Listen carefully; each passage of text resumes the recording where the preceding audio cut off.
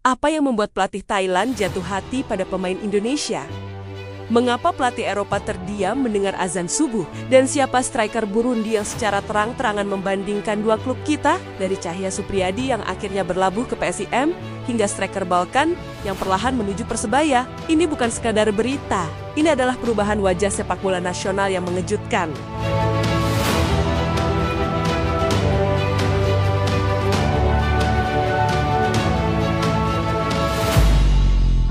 Port FC bukan cuma juara Piala Presiden, mereka adalah cermin bagaimana pelatih asing menilai kualitas pemain lokal. Alexander Gama tak ragu menyebut dua nama, Alta Balah dan Alex Martins dari Dewa United, lalu seorang sayap dari Persib yang diakininya sebagai Sadil Ramdhani. Mereka tidak menang, tapi mereka meninggalkan kesan, dan kadang kekaguman pelatih lawan lebih berarti daripada trofi.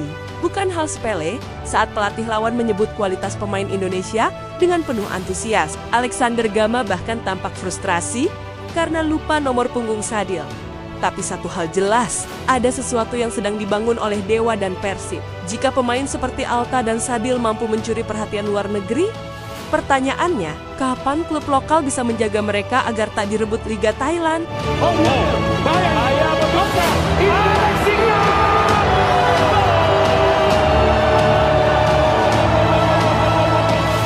Sementara itu, di Yogyakarta, Jean Paul van Gastel mengalami momen yang tak terlupakan, suara azan. Baginya, ini bukan sekadar suara dari masjid.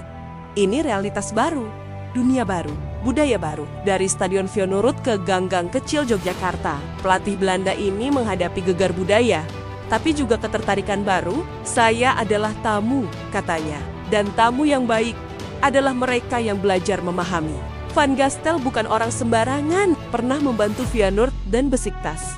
Bahkan membawa NAC Breda naik kasta. Tapi justru saat dia duduk sendiri di Yogyakarta, ia menemukan ketenangan dan tantangan. Ia tak melihat ini sebagai penurunan, tapi perjalanan spiritual sebagai pelatih. PSIM bukan sekadar klub promosi, mereka sedang dibentuk tangan Eropa. Dibasuh, suara azan dikeraskan oleh kultur kita.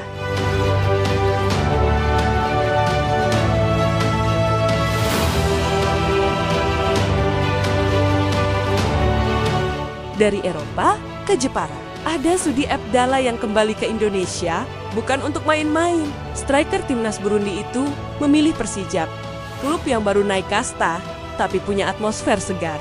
Dan menariknya, ia mulai membandingkan. Di sini kontraknya jelas, profesional, dan sesuai harapan katanya.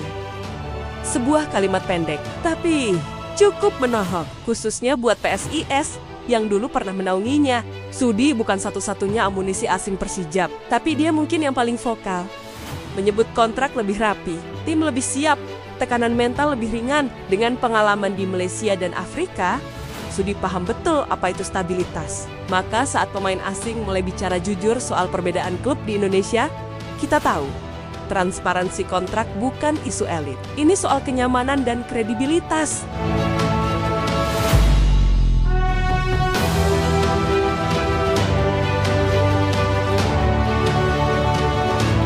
Kabar besar lainnya datang dari PSIM, Cahya Supriyadi resmi gabung. Kiper muda andalan timnas U23 ini meninggalkan FC Bekasi City demi klub promosi yang haus prestasi. PSIM kini punya 3 penjaga gawang bertalenta.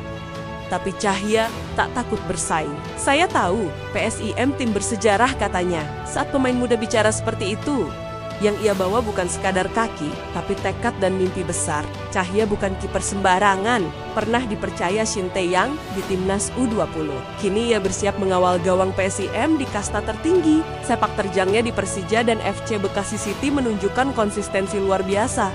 Tapi jangan salah, tekanan di Liga 1 jauh lebih brutal. Pertanyaannya, apakah Cahya siap jadi tembok terakhir PSIM? Atau justru terjebak jadi pelengkap skuad promosi?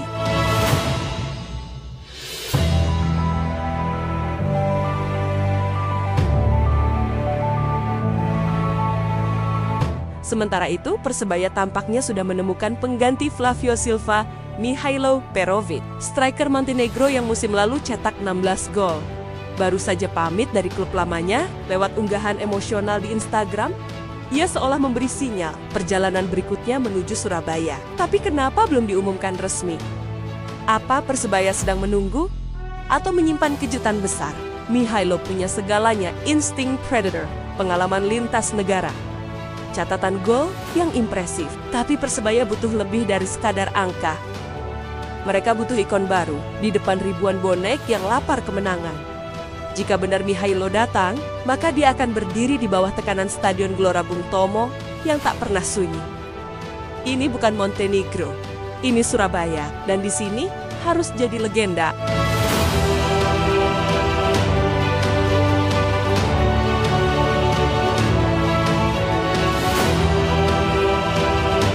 Dari Bandung ke Surabaya, dari Jepara ke Yogyakarta. Liga 1 2025-2026 bukan sekadar kompetisi. Ini narasi baru, perpaduan kultur, profesionalisme, dan kejutan yang datang tiap pekan. Tapi satu hal belum berubah. Kita tetap menanti siapa yang akan bersinar, siapa yang akan tenggelam, siapa datang untuk bertahan, dan siapa datang untuk mencetak sejarah. Kamu pilih yang mana?